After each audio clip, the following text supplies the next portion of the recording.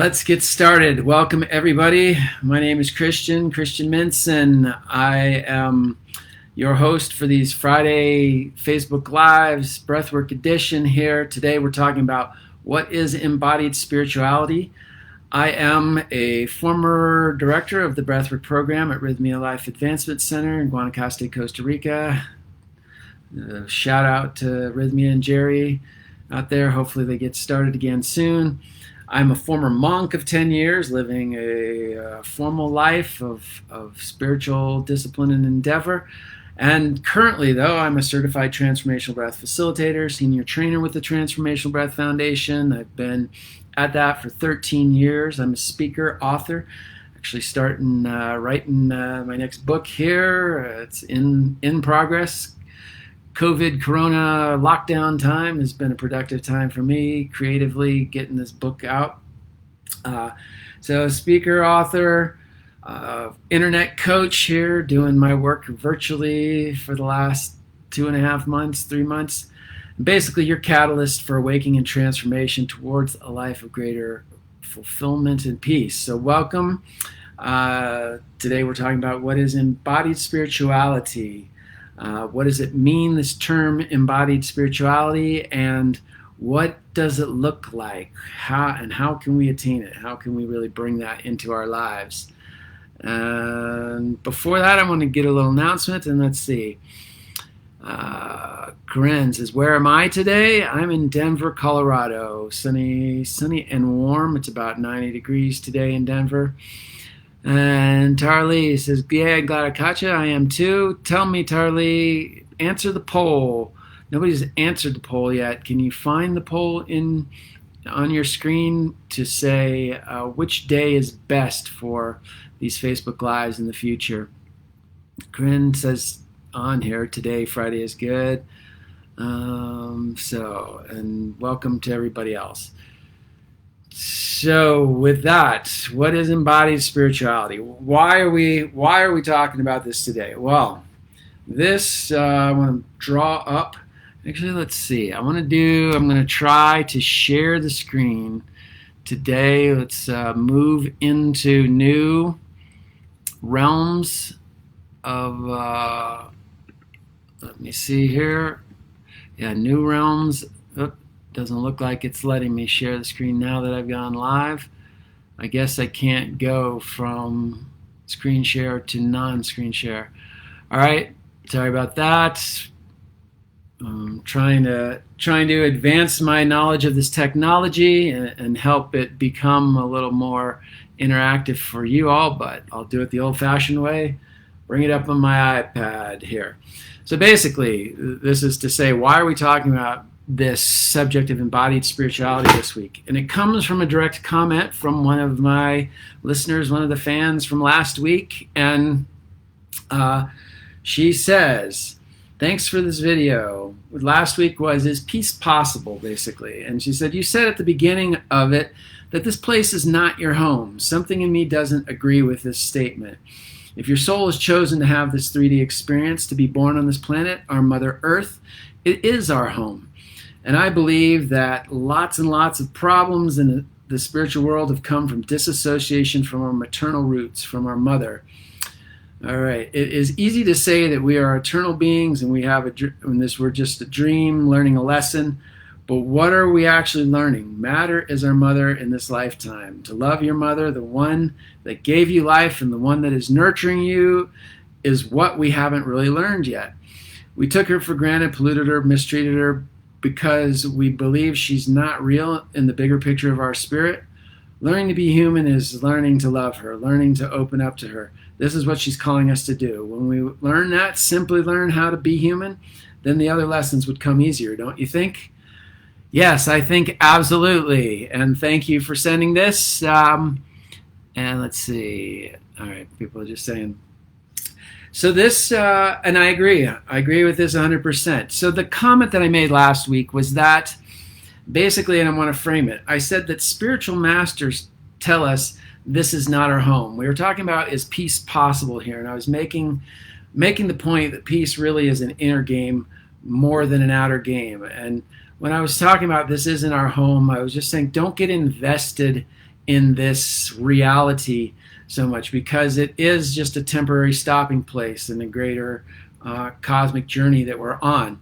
Now, I also preface this by saying this is what the spiritual masters say, and I preface it that way because I like to talk from personal experience as much as possible. As the spirituality that I bring to the table each week is largely based in my life experience. 10 years of those experiences as a monk in a deep formal path of diving into spirituality and really embodying it, living the lifestyle day in and day out. And of course, plenty of time on the unconscious path, and since leaving the monastic world, living a worldly life, but on a conscious path now. So, I preface it by saying this is what the spiritual masters say, because I can't necessarily prove this myself. But I wanted to say that was the spirit behind it, that to recognize that this isn't our final resting place. Now, as one of the listeners here pointed out, a lot of things happen because of what we call spiritual bypassing, which is to say we take this greater look about life, and we see that from a spiritual perspective we are eternal beings and we're here just having this temporary physical experience. But that isn't a license to say, all right, because this really doesn't matter, we can do whatever we want here because we're really we're really eternal beings. Spirit is our home, and the earth really doesn't matter. So it's not a license to pollute and to rape and maim Mother Earth, so to speak. It is to wake up to this idea that we are spiritual beings embodied now on this physical plane, and we want to relate to spirit from this physical plane, and we'll get into that. So part of this is really understanding, as the St. Francis prayer goes, give me the strength to change what I can change, the serenity to accept what I can't change, and then the wisdom to know the difference, right? So this to me is the essence of the subject today. Looking at what we can change in the world, looking at what we can't change, and being able to be at peace even though it may not be going the way we want it to, and then the wisdom to know the difference. So we're not just sitting back when we could be doing something about it, and we're not getting all upset when we really can't do anything about it. Okay, and this also comes to me. I feel like this is an important subject because when I did live the monastic life, one of the things that were the many pieces to the puzzle that eventually caused me to leave was recognizing that I looked around and I did see a tendency to focus on ascension, to focus on heaven as this state of blissful awareness or what have you, that was sort of a disassociated or removed from physical reality. And as such, I saw it was what I call an unhealthy disregard for physical reality. It wasn't blatant disregard. It wasn't like, the monks were throwing garbage and didn't care about the earth. Just recognizing that we weren't putting very much energy into seeing that the physical environment of the world was still an important part in the whole equation. Now, I don't think this was really the essence of the teachings. I think this is just how the culture kind of has evolved. And the culture in the monastic ashram kind of reflects the culture outside too. Let's see, just checking in. Andy Vape Cloud McReal Dizzle is saying, "You are the man, Christian. Hope to work with you in person someday." Arrhythmia, well, good. You won't be working with me at Arrhythmia anytime soon, but you can work with me personally online, or come to Colorado and we can work personally face to face. So anyway, getting back to why we're doing this, why we're talking about this embodied spirituality. So another reason why is right now we're in sort of tumultuous times. There is in the immediate news is this issue with George Floyd being killed by a police officer and the whole outrage behind that. And it's really a time for stepping up, a time for some kind of action. Now, I want to read you a quote from Martin Luther King III, who Jerry Powell from Rhythmia got in touch with him the other day and got this message. He said, is there something that I can share with people out there?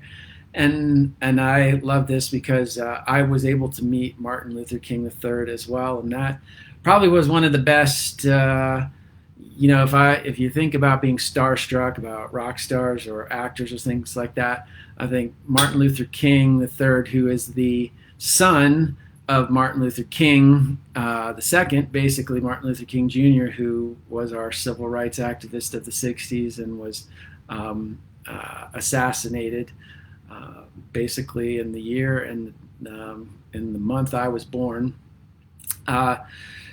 To meet him was like a dream. I've held Martin Luther King as one of my highest mentors. Even though not, of course, personally working with him, but just his example has set the stage for the way that I view moving through life. And so, Martin Luther King III said, "If love has not won, the battle is not over. Pray for change, work for change, be the change." All right, so pray for change. And I love this because it pretty much encapsulates it all. Pray for change, which is really our connection to our spirituality. God, our higher self. This is the spiritual aspect. Pray.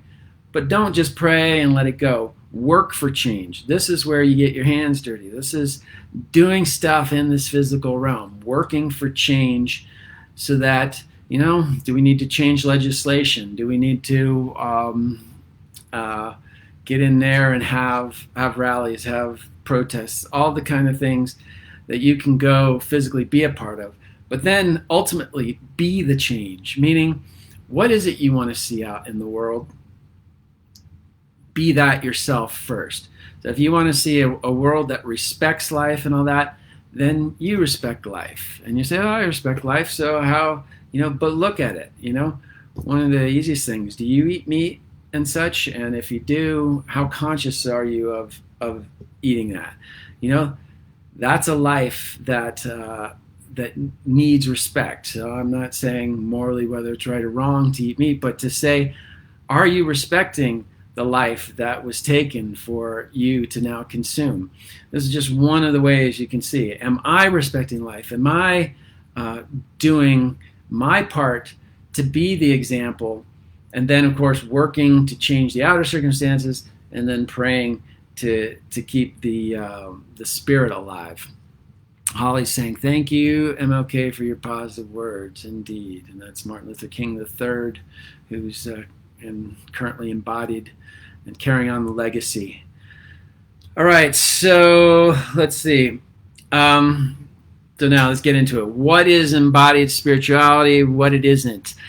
I mentioned in the beginning I'm writing a book. In the book, I'm using this concept that I learned from Don Miguel Ruiz Jr., who is the son of Don Miguel Ruiz, who wrote the Four Agreements. Don Miguel Ruiz Jr. came to Rhythmia when I was first there early on. And in his presentation, he was the guest speaker, he talked about the tree of knowledge versus the tree of life. And I'll take this concept and expand it in my own ways here. But we have the tree of life, which, if you imagine, the tree of life is a tree in the ground. The roots are in the ground, the branches are out, the leaves are on the tree exists, living, breathing. It's breathing carbon dioxide and exhaling oxygen while we inhale oxygen and give back carbon dioxide. So that's the tree of life, the actual tree in existence. As soon as we try to describe the tree, we say that is a tree, we name it. We say it's got roots in the ground. It's got branches. We define the branches. We define the leaves. We say it's got bark that's coarse and rough. This now is the tree of knowledge. It is a representation of the tree. In essence, it's a map of the tree. But the tree of knowledge is not the tree of life here. The tree of knowledge is only representation. And the only way that we can experience the tree of life is not by thinking we know what it is, but actually going and communing with that tree of life, to be with it, to act towards that tree. So the point here is that we often mistake knowledge for experience. When we're talking in terms of embodied spirituality is not the knowledge, it is the experience of life. And so the knowledge, where we get messed up, the knowledge comes from scriptures, the knowledge comes from spiritual masters, the knowledge comes from your friends telling you how they think it is. And so you get this idea, I'm spiritual because I know, I understand, and yet you have not experienced. So, this is theoretical spirituality, not until you go and actually apply it to life and see how it mixes, how some of it doesn't apply and some does. Then you adjust your knowledge. You adjust that tree of knowledge to be more in alignment with the tree of life. But the only way you do that is by living, by actually experiencing. And that experience, really the essence of experience on this physical plane, is action. We can take action when we can be in the scene. Then we are embodying our life, and we can embody. If we come into life from a spiritual perspective, we then can embody that spirituality.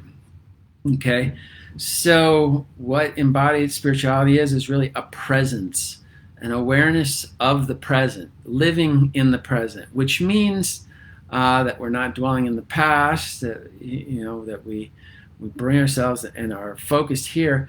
But more importantly, I'd say that we're not future projecting. Future projecting, basically an idea of heaven, right? This idea of heaven really gets us out of the present and projects us into the future. Like it doesn't matter what's going on here because heaven is somewhere in the future.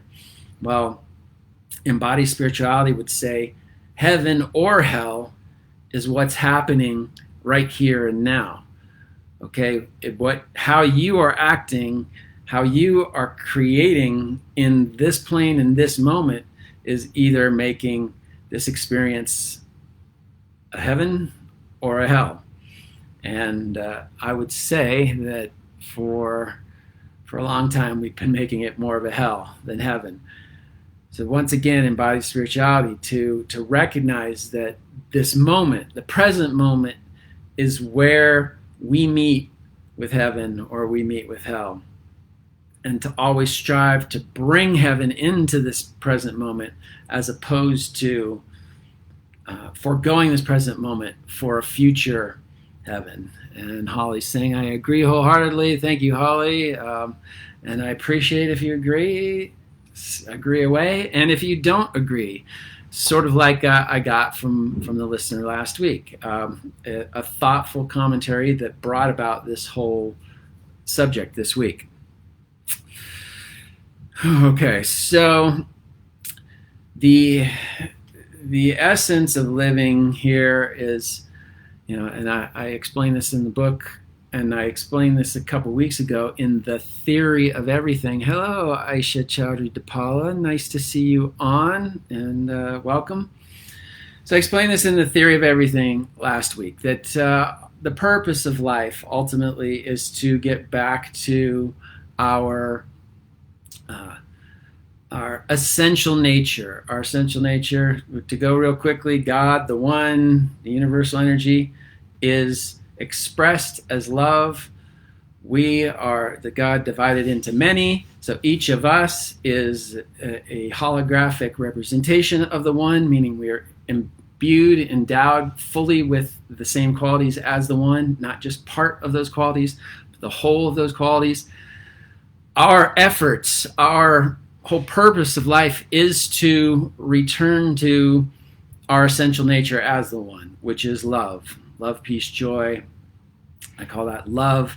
That our our thrust, our action is always to be expressing love until we get to a state of, and maybe this is an ideal state, of unconditional love, meaning that we're able to express love in every single circumstance. And is this far-fetched? Well, this theory pretty much lines up with the statements I just made, or I just quoted from Martin Luther King III. If love has not won, the battle is not over, meaning we have to always be acting from a place of love.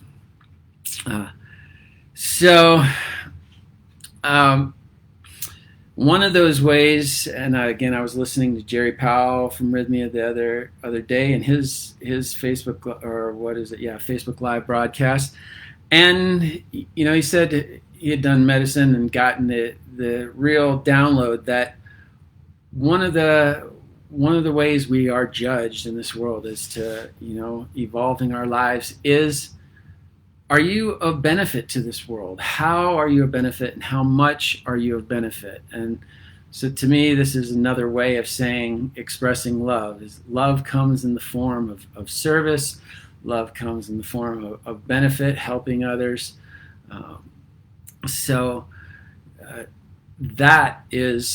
That's really expressing your purpose, which is, your purpose is getting back to your essential nature, which is embodied spirituality, right? Your essential nature is God, now is embodied. You are living it, breathing it, expressing it on this physical plane.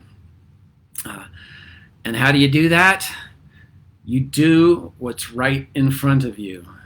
Your life is your path, in other words, meaning you don't have to go run away to a monastery like I did.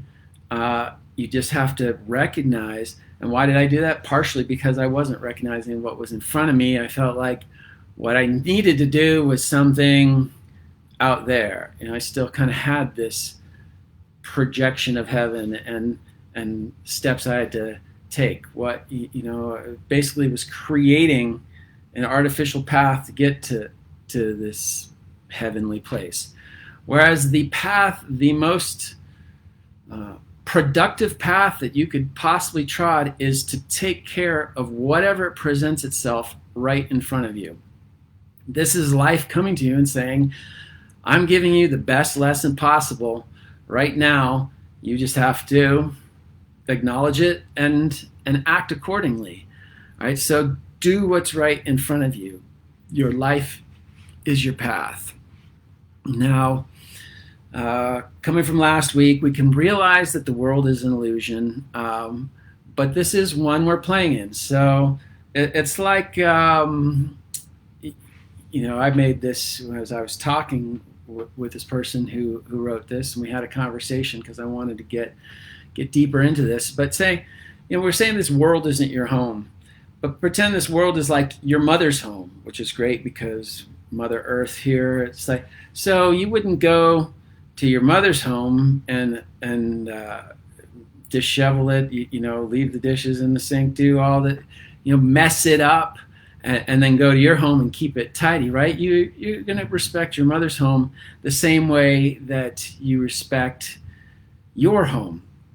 So to say this world isn't necessarily our home, but it is our temporary home. It's a place we're visiting, and we want to keep it in as good a shape as we would our own original home. So we want to work within this creation while being at the same time unattached to it. You might, like you said, you're visiting your mother's home, to continue that analogy, and yet she keeps it messy, and you try to straighten it up to be even nicer, but she keeps it messy. You leave that home, go back to yours, and you're not attached, right? You're like, all right, well, I tried my best to make it better, but she doesn't want it that way. So in the same way, here we are on this plane, this physical plane. We're doing our best to improve it, but then we're unattached to the results, all right? So we're still not, and this was sort of the message of last week when we were talking about, is peace possible? So review that if you want to go deeper into that.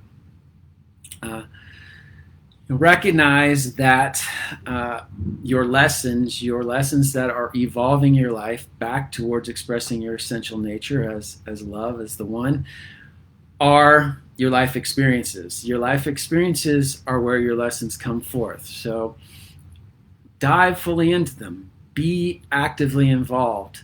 I was just interviewed by a woman yesterday, Karen Kingsley, and that interview will be up on her YouTube thing in a few weeks. I'll keep you informed. But she was saying that, what was the point I was trying to make here now? Dang it, just lost that one. Sorry about that.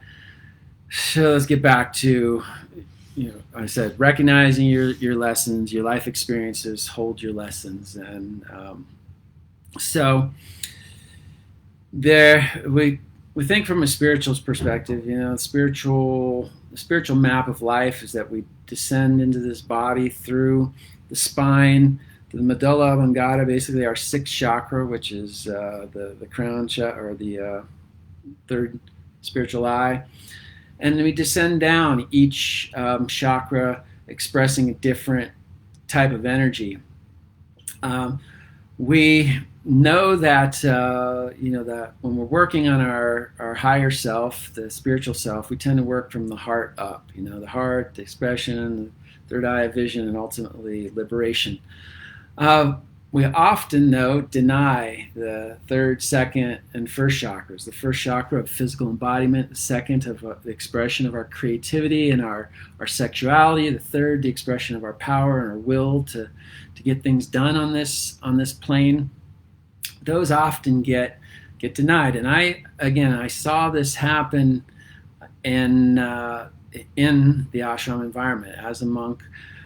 And it happened to me too. I was working on these higher chakra, opening up these higher chakras without really fully dealing with the lower chakras. And that, to me, is like building an amazing skyscraper. You built this beautiful thing, architecturally prize-winning, and super tall, modern, made with the best materials.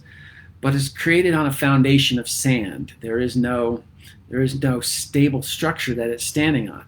So here you've got this beautiful edifice, and then the winds of trials and tribulations come, and as soon as there's any serious issues going on, that skyscraper falls. All right. So that's the same way. The skyscraper of our spiritual life, we can be building and building, can look amazing, we can be so holy, but as soon as some kind of lower nature issue comes forward, that can topple the whole thing. And we're conjecturing, myself and the person who wrote into me, about this may be what's happening when spiritual masters of great stature basically fall or get accused. I'm talking about ones that actually are guilty of inappropriate relations with some of their disciples and stuff like that. This is like somebody who's been working on their higher spiritual nature, but has denied or hasn't taken care of the lower nature issues that reside in all of us. And so when as long as it's not tested, your spirituality is beautiful and out there. But then as soon as you get tempted, tested, if those issues haven't been resolved or haven't been fully dealt with, problems can occur. And that's, people can succumb to their lower nature and end up creating havoc in the whole situation. So, I wanted to mention here just a perspective on this George Floyd issue. The issue basically from the perspective of Martin Luther King's quote about how we can act in love. If love has not won, the battle is over. And here's a take that may not be popular, but here I think is really considering love on both sides. And that is, one, we should not be defunding the police. We should be fully funding the police. We need to show the police respect and love, and let them know, basically, keep the police on the side of the people. Right now, we're creating an environment where it's us against them, the people against the police. That's a very precarious situation to be in, because the police have a lot of power, have a lot of guns, have a lot of protective gear, and they're, we don't want them to be a force against us. The police are the force that is supposed to be protecting us, all right? And that's part of the issue here. An innocent person was killed by a police officer in what I believe is a he was not acting as a police officer in that moment. He was acting as an individual who superseded his policeman duties, but used his police status, the power that came with that, to act in a heinous manner, and then ultimately take the life. So we've got to understand that the actions of the few do not reflect the police force as a whole. By and large, police are friendly beings, are people. They're your neighbors. They're people who you go to barbecues with and help you fix your car, and all these kinds of things. But now we need to also recognize that there is a need for accountability, that we want to love our brothers and sisters. We want to love the general public by saying, hey, it's not appropriate for somebody of power to abuse that power, to clearly recognize what constitutes the abuse of that power. And, I'd say pretty clearly, if they're not acting under standard protocols, which apparently this knee hold for on the neck of George Floyd was not a standard police procedure. So if you're acting out of standard procedures, then you've foregone your protection as an officer who's trying to uphold the law and peace and balance, and now you're acting as an individual who is doing things that aren't so great. So let's see here. Grateful catching you live. Mary Palomino, hi. Thank you for dropping wise knowledge on police enforcement. We can't leave them unprotected, unfunded before raising consciousness. Indeed. So this is it's a both issue here. And again, I'm interpreting directly from Martin Luther King III's words. If love has not won, the battle is not over. We cannot win this battle by not loving the police, right? By saying, hey, police are the bad guys. Believe me, we don't want a society where the police is not on the side of the people. Okay, so we have to cultivate that relationship. We want love between the people and the police. When there's love between the people and the police, then the police are going to act lovingly towards those people. I'd say take a note from the way we treat the military these days. Just some, 1970, so 50 years ago, people, soldiers were coming back from Vietnam and being spit on. They were lowly disregarded, and these were people who were, a lot of them didn't choose to go to war. They were forced to through the draft. Fortunately, over the years, we've learned to respect the military, and now there's really a culture of respect. Special seats, special parking lots, special, commendation at events and things, recognizing those people who are protecting our country abroad. That same kind of respect needs to be cultivated for our police force. And in so doing, we're encouraging the police to raise themselves to a higher standard. And I know that's not enough. So what the work is we really need to do is to create a standard that people will be kept accountable to, and that's what I feel is really the essence. This is an abuse of power issue as much as it's an ethnic issue. I read some statistic that as many white people get killed by the police as black people. Whether that's true or not, it just to say that this is the police are people with power, and we want to make sure that power is expressed in a good way. And of course, we've seen it seems to be disproportionately towards minorities that the power is abused. So in that is, that needs to be considered as well. Anyway, I wanted to make that because this, if we're talking about embodied spirituality, we're basically talking about doing what's in front of you. And right now, what's in front of us is this issue. This is an issue that affects us all, whether you're black, white, red, green, whatever, whether you're a law-abiding citizen or not. We need to understand that this is one of those things we're all in together, and it requires some action. And so dive deep in your meditations, let yourself feel what needs to be done, and then do it. The embodied part is to do something. Okay. So how can we act in a little bit more embodied way? And yo to you, Dave Power. Nice to see you on. Realize, as I was saying earlier, that embodied life, the embodied spiritual life is about action. So it's not just about philosophy of things. You can argue with the pundits all day long, but about how things should be. But until you do something to be the example of how things should be, you're not really embodying it.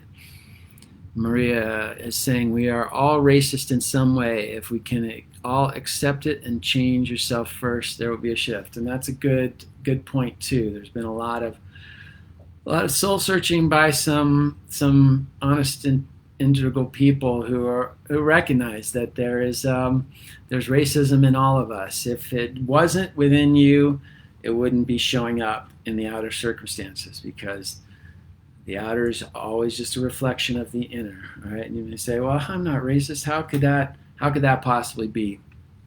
Go deep and you will find where that is. And that's where breath work, where medicine work, different things help you open up to the perspective that we're not maybe as pure and holy as we had pretended ourselves to be, which isn't a statement of what is it? It isn't a derogatory statement. It's a statement of awakening.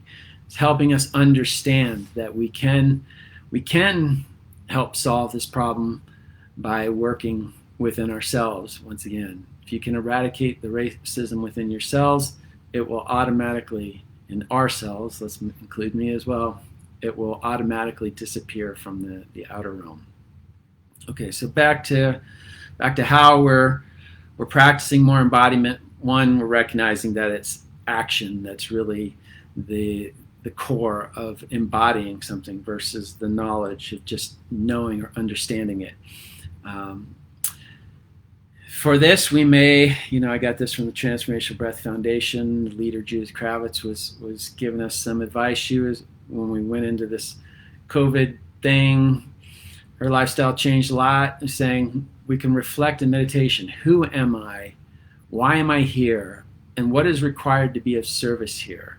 It's a great introspection series of questions to really help us to get at the essence of this. The last question especially, what am I required to be of service here, is the sense of how can I embody my spirituality? Who am I? And I could answer that. I'd say for all of us, at our ultimate core, we are the one. We are love.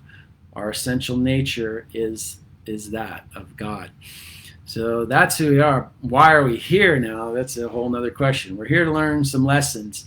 And what is required to be of service here? What can what lessons are really up for us in this moment. And just look at the current events, look at what's happening right in front of you with your roommates, your parents, your family, your friends, your community, your greater community of of the nation and the world.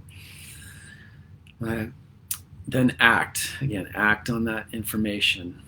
Now, as far as helping you become embodied, the best tool that I know is breath work. Breath work, which is why I've been teaching it for the last 13 years. Great tool, first of all, for helping you get present. The only place we can breathe is in the present moment. So as we focus on our breathing, it forces us to become present. And the present is where embodiment happens. It doesn't happen in the past. It doesn't happen in the future. It can only happen here and now. So we have to be present first. So breathwork helps us actually bring our consciousness to the present. The next thing it really does is helps to clear out. We were just talking about we're all racist in some way. Basically, breathwork helps activate all those discordant energies within us, those things, those old beliefs that we've been given, but maybe don't necessarily resonate with at our core. But these are layers and layers of stuff that have been untested. They come to the surface, and we get through the breathwork process, we're able to purge that energy, clearing that out, bettering ourselves as a result, releasing, as we say in this case, any essence of racism that dwells within us, and clearing the space for a new, fresh perspective that's more all-inclusive, more loving, more embracing. All right, so breathwork helps that in that cleansing process, and then breathwork invariably taps us into connection to our higher self, which gives us the ability to get downloads from that higher self, to be more in alignment with information that's coming from that higher self. So this can give us direction on how to act, direction on how to embody our spirituality in this very moment. And so if you haven't done breathwork before, I highly would recommend it. Of course, I would say that's exactly what I do. That's why I'm here. That is one of the most powerful gifts I have, is to help lead people through these kinds of sessions that can empower you by bringing you present, by clearing out the garbage that isn't you, and by giving you focus and direction on how you can really embody your essential nature to the fullest degree. So give me a call if you're interested in going deeper in that respect. So on that note, what if you really practiced this working in the world but without attachment, the sense of embodied spirituality? Just think how much more you'd be improving the life for you, the life for others around you, and how much better this worldly experience would be. Whether it's an illusion or not, we really have the ability to bring heaven to earth. And that, I think, is the promise, or that is the final goal of embodied spirituality. No longer look into the future, keep projecting out there, but bring the future to here and now. I'm getting a little namaste in heart from Petra there. Thank you. And thank you for all of you guys who have mentioned stuff. Now, I did a poll earlier. I say, what's the best day for you to catch this Facebook Live? If you're on here and you can see that poll anywhere, I invite you to answer that poll or even type in the thing. But I want to see if there's a better day, Tuesday, Wednesday, Thursday, or keep it on this day, Friday, for people to tune in live. Of course, like I said, you can always catch the recordings, and you can catch the recordings on Facebook here. I got them in my own personal profile and on my business page, Inhale Life /Breathflow /R Christian Minson. Subscribe to my pages. Go to YouTube and subscribe to my YouTube channel as well. That's R. Christian Minson on YouTube.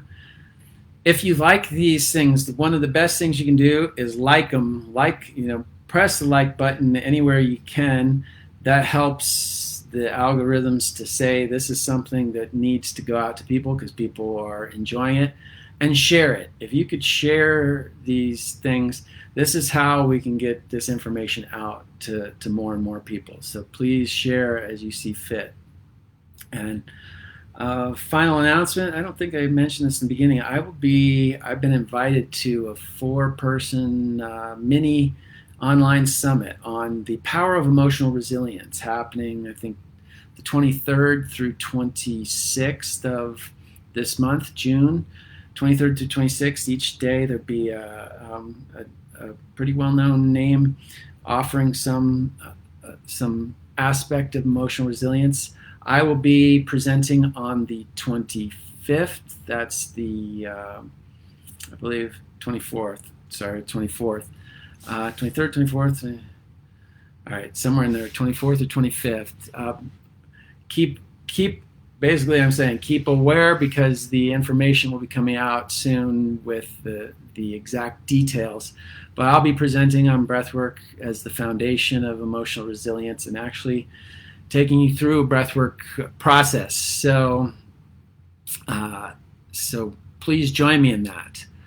I'm getting thank you from Dee. Andy's giving me this, and every day live with you and love. Excellent. I love that, Aisha. Thank you. So subscribe, whatever you can do, anything. So I'll be seeing you next week with more information to help you grow and evolve. Namaste.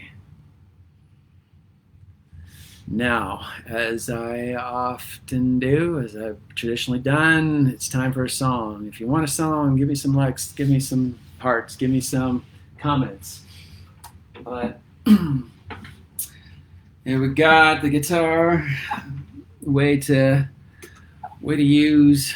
Here's a good a good example of embodying spirituality, using your talents, finding what you're good at, and sharing it with people to uplift them, to focus them, to help them get to the other side. So this song, I always try to find a song that Freebird. Yeah, well, good. You're tuning in there, Dave, because this song is not Freebird, but a song by Leonard Skinner. A song that I think really embodies the essence of embodied spirituality, because it's really talking about just being here, being present, and the song is called Simple Man. So let me play it for you.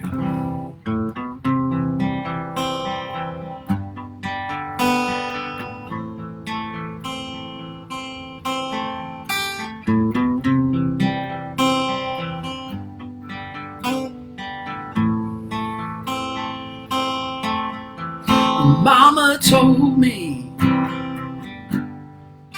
when I was young,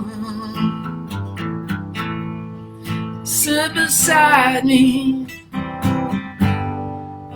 my only son. Listen closely to what I'll say. If you do, it'll help you some sunny day.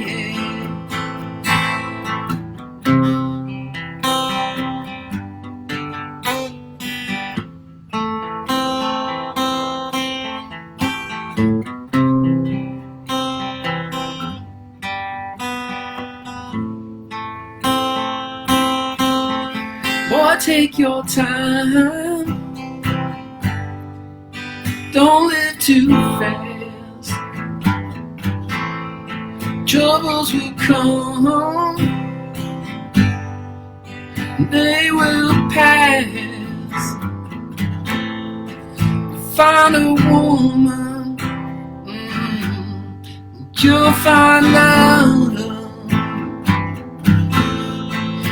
Don't forget, son, there is someone up above. Baby, be a simple kind of man. To be something you love and understand. Baby, be a simple kind of man. Won't you do this for me, son, if you can?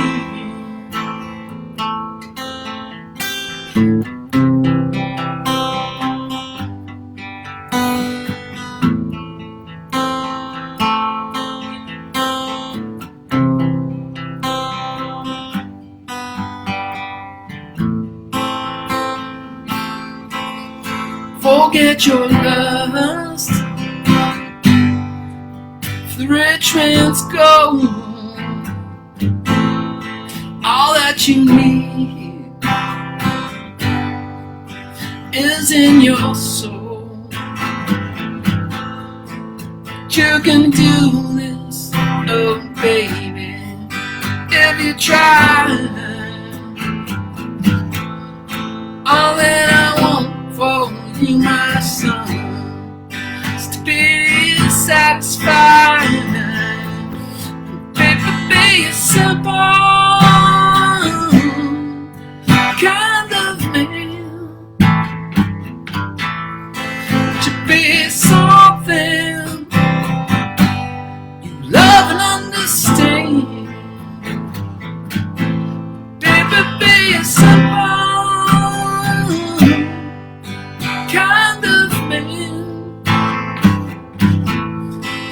Won't you do this for me, son, if you can?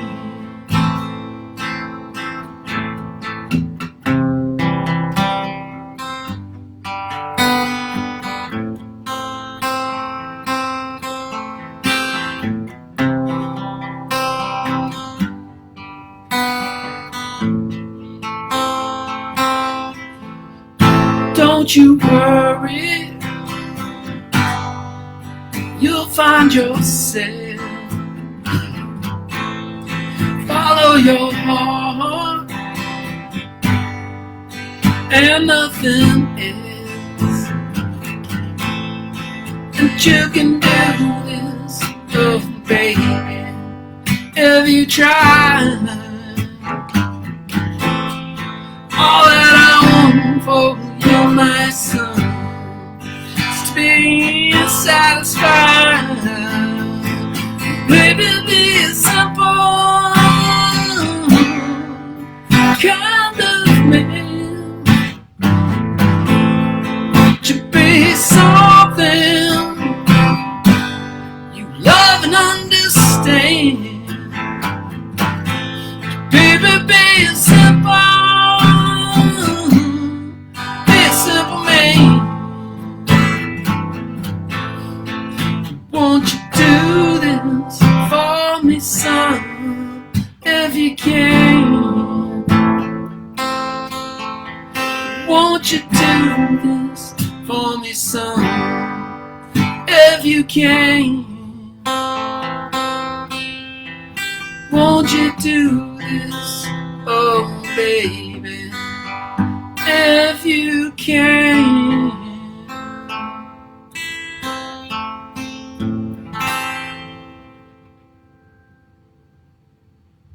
Be a simple man, or a simple woman, as the case may be, and